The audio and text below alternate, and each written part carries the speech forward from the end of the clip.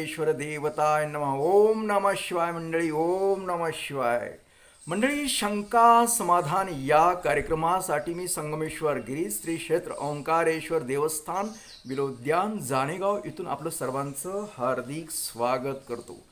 मंडळी, आज आपण हा जो पित्रांसाठी जी पंधरवडा चालू आहे, श्राद्ध 10 ते 25 या दरम्यान, तर खूप मंडळीनं काही प्रश्न केले आहेत. ते कशा संदर्भात आहेत, त्याची शंका निरसन करणार आहोत. तर तुमची पण शंका असू शकते याच्यामध्ये. तर तुम्ही हा जो व्हिडिओ आहे तो जरा बारकाईने ऐका. तुमच्या पण मनात काही शंका आहे त्याबद्दल ते आपण पाहणार आहोत. तर प्रथम पाहूया की अशी एक शंका विचारली की ह्या श्राद्धाच्या म्हणजे पित्रांचा जो जेवणाचा कार्यक्रम आहे, नैवेद्याचा जो कार्यक्रम आहे पंधरवडा, त्याच्यामध्ये देवपूजा करत नाहीत, मग केली तर चालते का असं म्हणतात. प्रश्न काय की या पंधरवड्यामध्ये देवपूजा करू नये असं म्हणणं आहे काही मंडळीचं. तर ते काय तुमचं म्हणणं काय की आम्ही पूजा करावी का नाही, मग खरं आहे का नाही, हे असा काही प्रश्न आहे. तर एक व्यवस्थित समजून घेऊया.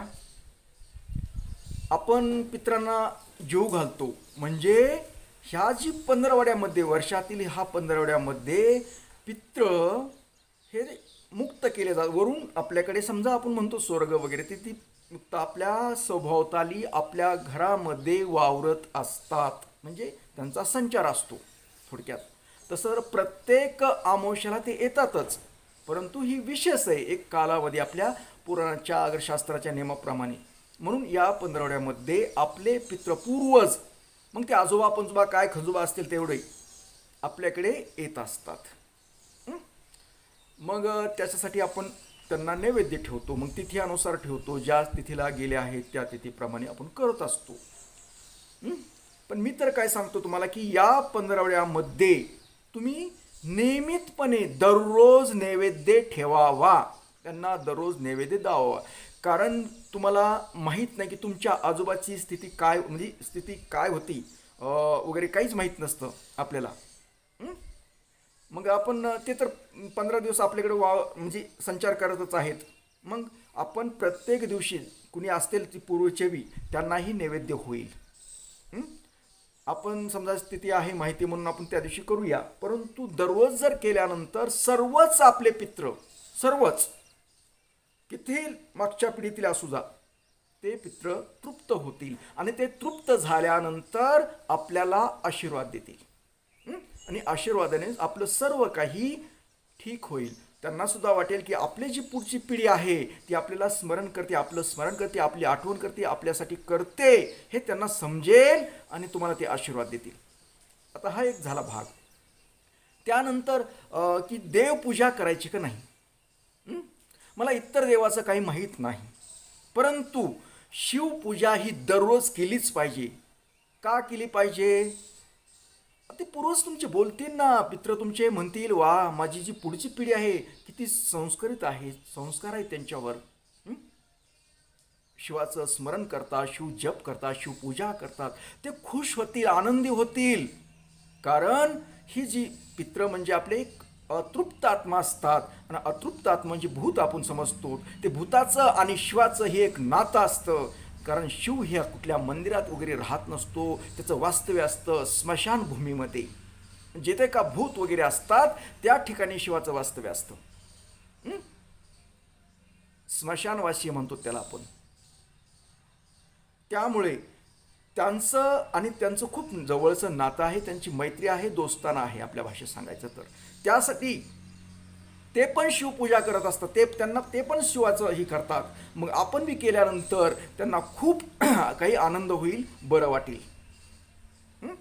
म्हणजे आपली जी पुढची पिढी आहे ती आपलं आणि शिवाचं स्मरण करतात, शिव साधना करतात, त्यांना आनंद खूप खूप होईल, म्हणून ते अतीत तृप्त होतील. खूप मंडळी सांगतात की बाबा पूजा वगैरे करू नये, पण त्यांचा प्रश्न आहे. मला तरी वाटतं की आपण या पंधरवड्यात तर कंटिन्यू शिवपूजा करावी. आपण तर दररोज करतोच, पण यासुद्धा पंधरवड्यात करायला काही हरकत नाही. ही माझं मत आहे, दुसऱ्याचं मला देणं देणं नाही. तुम्ही दुसरे काही देणं घेणं करू शकत नाहीत, कारण मला जे वाटतं ते मी बोलतो. कारण बऱ्याच जणांना माझं हे आवडत नाही, म्हणजे काही सांगतो म्हणले महाराज. मी काही सांगतो, तुम्ही येडा आहे समजा, पण तुम्हाला माझं येड पटतंय काही बघा तुमचं. तुम्हाला जर माझं म्हणणं पटत असेल तर तुम्ही शिवपूजा करायला काहीच अडचण नाही, नसेल पटेल तर करू नका. मला तरी वाटतं की मी काही वाईट सांगायला नाही, मला वाटतं. मग तुम्ही म्हणा ही अतिशहाणा शहाणा म्हणा, अगर येडा म्हणा, मला काही देणं घेणं नाही त्याच्याहून. कारण मला माझं अंतर्मन म्हणतं, माझी आतली जी देवता म्हणते की ही जी आहे करतोस ती योग्य करतो, ही मला म्हणते. मी त्याचं ऐकतो, तुमचं नाही ऐकत इतराचं कोणाचं. मी इतरासाठी नाही कुणाचं ऐकायला. मला ज्यावेळेस मी ध्यानधारणा आगर वगैरे गोष्टी करतो त्यावेळेस मला ते सर्व गोष्टी सांगतात, कळतात, त्यावेळेसच मी तुम्हाला बोलतो. कारण मी कुठले जास्त पुराणात दिसत नाही. कारण पुराणं लिहिणारे अगर कोणी आता त्या पुराणामध्ये बरीचशी सुधारणा करून त्यांचे मत मांडून त्यांनी तयार केलं असतं, मग त्यांच्या ह्याच्यावर मी जात नाही.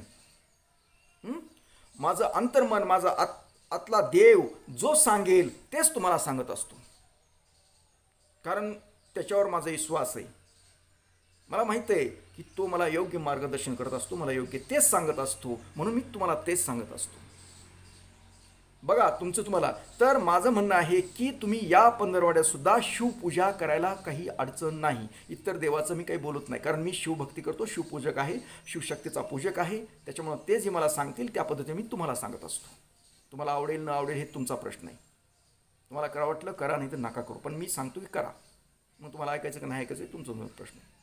तर अशा पद्धतीनं खूप जणांनी प्रश्न केले की या पंधरवड्यामध्ये पूजा वगैरे, कारण काल सोमवार होता, कारण मनोकामना पूजा बऱ्याच मंडळीनं केल्या. समजा मी सांगितल्यामुळं काही मंडळी नाहीत केल्या, की म्हणले हा पितृ पंधरवडा चालू आहे आणि त्या पंधरवड्यामध्ये पूजा वगैरे केल्या जात नाहीत असं म्हणतात ब्राह्मण वगैरे इतर कोणी आहेत ते पूजक, म्हणून त्यांनी केल्या नाहीत. नाही, काय हरकत नाही. पण यापुढे तरी ज्यांना का माझा विचार आवडत असेल त्यांनी शिवपूजा या पंधरवड्यामध्ये करायला काही अडचण नाही. उलट चांगलं आहे, तुमचे पित्र खुश होतील, आनंदी होतील आणि तुम्हाला भरभरून खूप काही आशीर्वाद देतील. तुमच्याविषयी त्यांचं प्रेम अधिक वाढेल. आता बरेच जण आता रात्री पण मला फोन केले ते की याच्यात नैवेद्य म्हणजे काय. काही नाही, नैवेद्य म्हणजे कसं काही विशेष नाही ठेवायचं. आपल्याला करायचं जे आहे, जे दररोज आपण स्वयंपाक करतो त्याला थोडं लवकर करावा. त्यात 2 पोळ्या आणि भात, भाजी, एखादा गोड पदार्थ, अगर इतर काही तुम्हाला ठेवायचं ठेवा. आणि दक्षिणेकडे तोंड करून दोघंजण जोडी असेल त्यांनी जोडीनं बसा, अथवा कोणाला जोडीच नसेल, कुणी काही अडचण असेल तर एकट्यानं मुलांनं अथवा वडीलधारी मंडळीनं दक्षिणेकडे तोंड असं करून ताट्यामधील एक असा 2दा घास मोडून वर उचलायचा आणि ताटातच ठेवायचा, पाणी फिरवायचं, नमस्कार करायचा. तुमचा आशीर्वाद असू दे, तुमची सेवा मी आहे तोपर्यंत मी करणारच आहे असं म्हणून ते ताट उचलायचं आणि गच्चीवर तुमच्या पत्रे काय असं उंचीच्या ठिकाणी ठेवा, जेणेकरून पक्षी खातील अशी व्यवस्था करा. आणि दुसऱ्या दिवशी उरलेलं जे आहे ते तुम्ही गाईला चारून टाका. मग तुम्ही ताट म्हणतो ना, ताट बी ठेवता येतं, केळीच्या पानावर बी करता येतं. केळीचे पानं बऱ्याच ठिकाणी उपलब्ध नसतात म्हणून मी ताट बोलतो. केळीच्या पानावर जर केलं तर फार उत्तम आहे ती गोष्ट, पण बऱ्याच ठिकाणी मिळत नाही ते, म्हणून मी सांगतो की ताटात केलं तरी चालेल. तर अशा पद्धतीनं या पितृ पंधरवड्यामध्ये श्राद्ध असतं आपल्या पूर्वजांचे, ते तुम्ही करावं. आणि अजून दुसरा एक प्रश्न आला. तर आमच्या घरामध्ये अजून एक जणाचं श्राद्ध झालं नाही, आता 4 महिन्याखाली 6 महिन्याखाली वारलेली, आणि मग आम्हाला हे करता येईल का, पित्रांना घालता येईल का, ते एक प्रश्न आहे. तर घालता येतं, ते बी माझंच मत आहे, दुसऱ्याचं नाही, माझं मत आहे. उगा पुन्हा गैरसमज करून घेऊ नका. कारण ते आत्ता गेला, तो पण आता अतृप्त आत्माच असतो, त्याला तृप्ती भेटलेली नसते, तो पण खाऊ शकतो. ते काय उपास ठेवायचं का. आता समजा एखाद्या आपल्या घरामध्ये एखादा दुसरा आपण तुम्ही जेवत असतात आणि त्याच्यामध्ये एखादा पाहुणा आला, कुणी आलं, कुणी जवळचं आलं, तर आपण त्याला जेवू म्हणत नाहीत का? का तुम्ही गपचिप जेवता आणि त्याला तसंच बसवता? त्याचा काय म्हणीन मन? आई जेव्हासुद्धा म्हणजे नाहीत मला. हं? तुमच्याविषयी काय मत तयार होऊ शकतं याचा लक्षात घ्या जरा.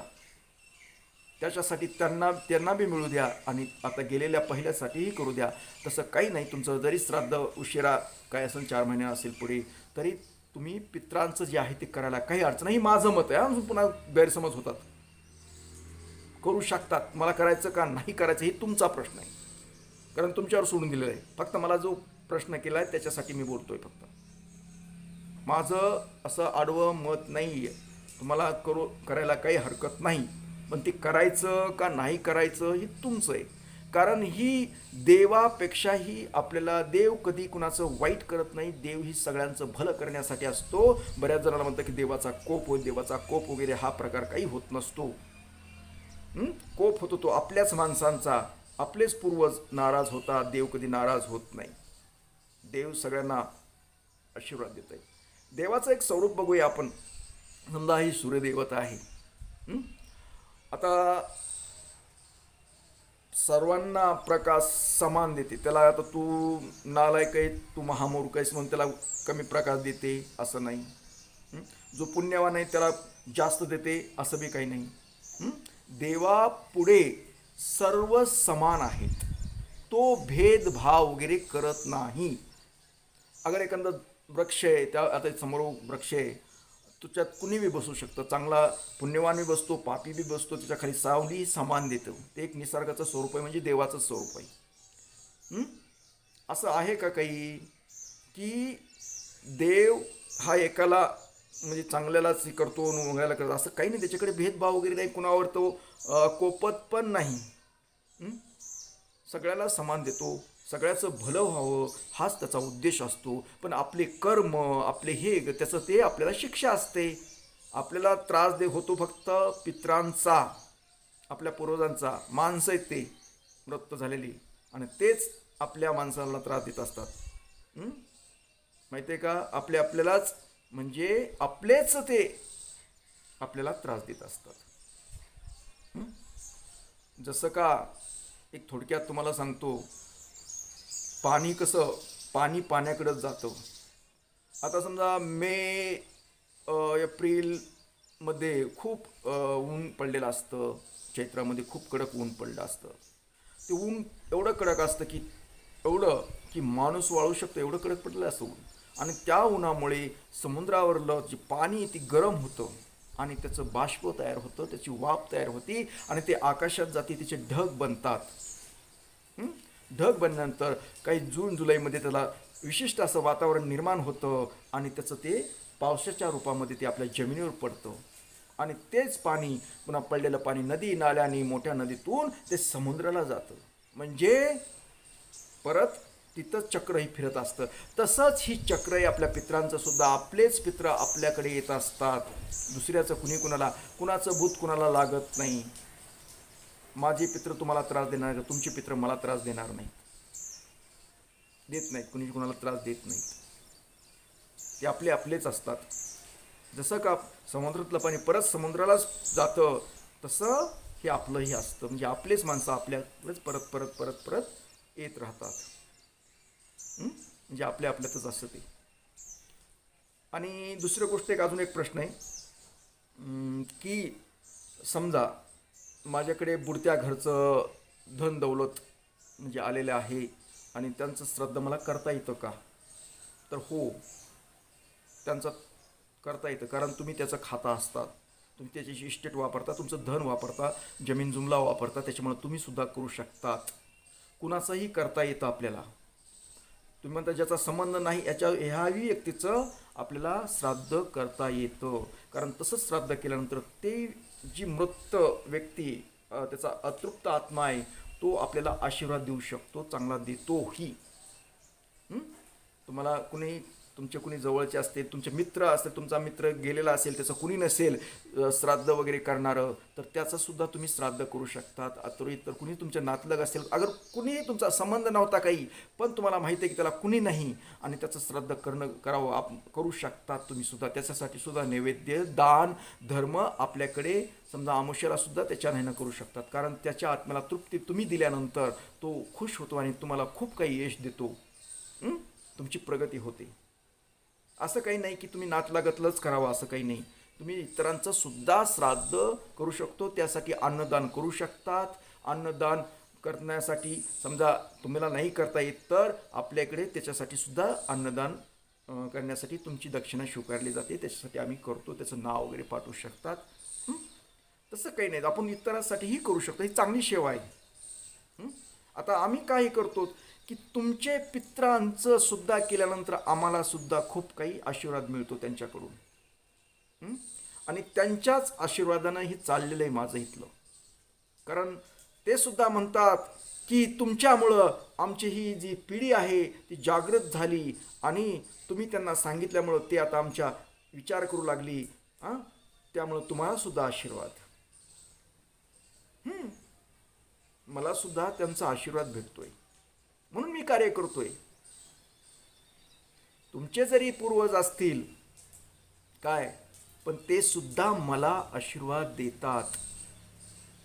खूप काही, खूप माझ्या स्वप्नामध्ये येतात की तुम्ही आमच्या म्हणजे आम्ही पूर्वज आहेत, आमच्या पिढीला तुम्ही सांगितलं, तुमची प्रगती खूप हो, असा आशीर्वाद देतात. आणि त्यांच्या आशीर्वादाच्या जोरावरच ही माझं कार्य अति पुढे चालू आहे. म्हणून मी तुम्हाला सतत सांगत असतो की तुम्ही तुमच्या पूर्वज आहेत त्यांच्यासाठी अन्नदान करा, हे करा, ते करा, नैवेद्य ठेवा. तिथं नसेल जमत तर आमच्याकडे करा, पण तुम्ही करत राहा. कारण मला सुद्धा त्यांच्या आशीर्वादाची गरज आहे. एक सामाजिक काम आहे माझं, मला त्याच्यात आनंद आहे. कारण तुमचे पितृ तृप्त झाल्यानंतर तुमच्याबरोबर मला पण आशीर्वाद देतात ना. मला त्यांचा पण आशीर्वाद हवा आहे. मला सर्वांचाच आशीर्वाद हवा आहे. भूतांचा सुद्धा आशीर्वाद आहे, शिवाचा आहे. सगळेच जण मला आशीर्वाद देतात आणि त्याच आशीर्वादाच्या जोरावर माझं व्यवस्थित चाललेलं आहे. मी खूप आनंदी आहे, समाधानी आहे. मला कुठलंही टेन्शन सध्या वगैरे कुठलं काही नाही. असं मोठं काही ताणतणाव तसे प्रकारचे नाहीत. तात्पुरते आपले समजा कामानिमित्त थोडंफार होतात, पण इतर काही नाही. माझं कसं होईल असं सुद्धा विचार येत नाही. मला माहीत आहे की यांचा सर्वांचा, तुमच्या पित्रांचा, शंभूचा आशीर्वाद आहे माझ्या मागं. त्याच्यामुळं मला काहीच अडचण नाही. म्हणजे खुश आहे, समाधानी. तर तुम्ही सुद्धा समाधानी राहावं, तुम्ही सुद्धा खुश राहावं. तुमच्या जीवनातल्या जी समस्या आहेत, अडीअडचणी आहेत, त्या दूर व्हाव्यात अशी मी ओंकारेश्वर चरणी प्रार्थना करत असतो. तुम्ही खुश तर मी खुश, तुम्ही आनंदी मी आनंदी. जर आपण चांगलं दिलं दुसऱ्याला तर ते चांगलंच मिळतं आपण, आणि जे का वाईट दिलं तर वाईटच मिळतं. हे एक तत्व आहे आपलं. सगळं टेक्निकल आहे का नाही याच्यातलं. म्हणून आपण सतत चांगलं मार्गदर्शन करावं, चांगलं सांगावं, तर मला ही चांगले विचार येतील माझ्या मनामध्ये. मी कुणाचं वाईट करावं असं जर हेतू ठेवला तर माझं सुद्धा वाईट होईल. माझं काय होईल ते मला समजत नाही. त्याच्यासाठी मी तुम्हाला जे सांगतो योग्य आहे असं मला तरी वाटतं. तुम्ही ऐकावं आणि करावं ते. आणि ज्यांना का समजा पित्रांसाठी आता 25 तारखेला आपल्याकडे सर्व पित्र अमावस्या आहे, त्याचं अन्नदान आपण करतो. ते सगळ्यात प्रत्येक अमावस्याला आपण करत असतो, पण याही वेळेस विशेष असतं. आणि त्यावेळेस जरी कोणाला तुमच्या पित्रांसाठी जर अन्नदान करायचं असेल, त्यासाठी तुम्हाला काही दक्षिणा वगैरे देणगी वगैरे पाठवायची असेल तर तुम्ही पाठवू शकता. त्यांचं नाव वगैरे पाठवण्याचं नाव पाठवा. काही अडचण नाही. तुम्हाला काय 1 रुपयापासून तुमच्या सोयीच्छित ह्याच्यापर्यंत तुम्ही पाठवू शकतात. कारण 1 रुपयाही दान असला तरी 1 लाखासारखा असतो, एवढं लक्षात ठेवायचं. त्याची किंमत असं काय आपण ठरवू शकत नाहीत. 1 रुपयात काही होऊ शकत नाही. तुम्ही 1 रुपयाच्या काडीपेटीसाठी आग लागू शकते ना. अख्खं जग पेटू शकतं 1 रुपयाच्या काडीमध्ये. त्यातले एक ते बी एकाच ह्याच्या तेवढी शक्ती असते. 1 रुपया म्हणजे कमी नाही.